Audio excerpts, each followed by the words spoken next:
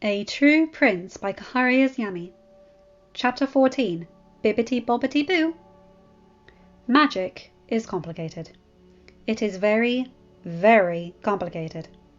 And there is a reason a person can't just learn magic on a whim. It takes a very intense, very lengthy period of studying to even master the basics, much less any of the more complex magics. There is only one known exception to this rule: genies.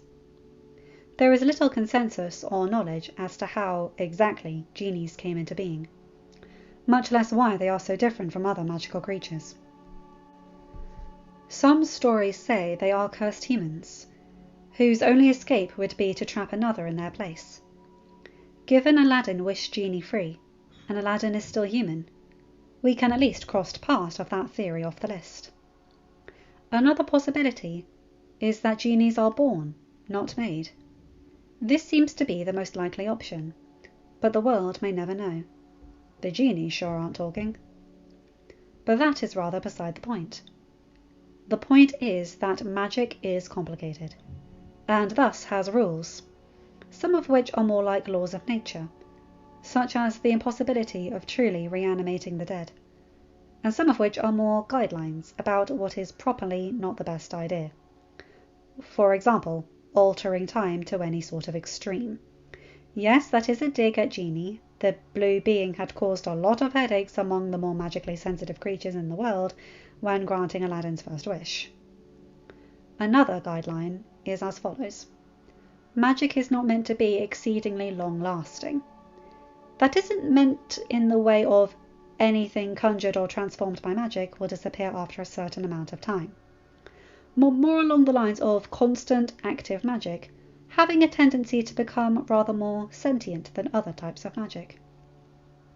The magic carpet is an excellent example of this. When it was first created, it had no personality or mind to think of.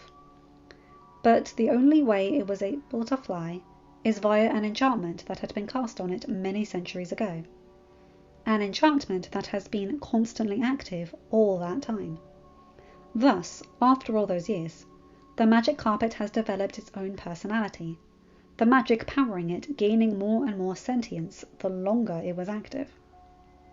While this isn't a too well-studied phenomenon, because of sentient magical creatures aren't looked upon too favourably by most scholars, due to the lack of ability to control them, it is widely accepted that the type and amount of magic will influence how much of a personality an enchantment might gain.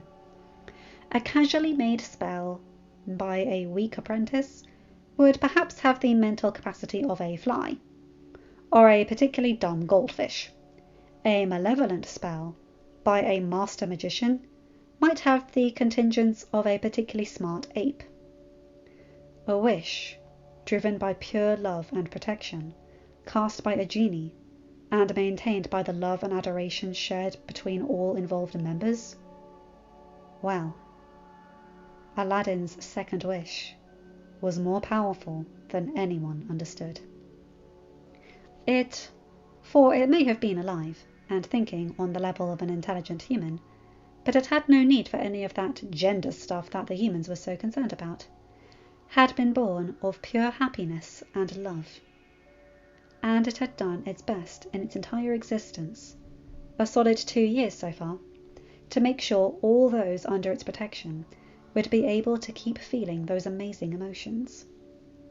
There had been some trouble, because humans, it seems, are exceptionally good at finding conflict, but it is proud to say that so far it has done a wonderful job keeping its charges safe.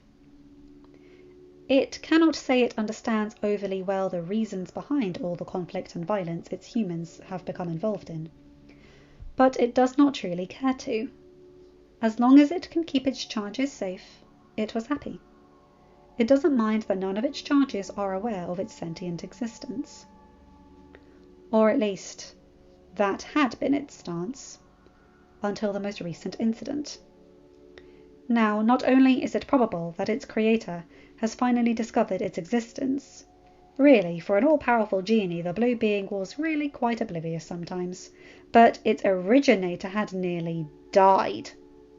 while it felt an equal amount of responsibility and protectiveness for all of its charges, those of the nation the humans call Deus Bara, the well-being of the prince was important to all said charges.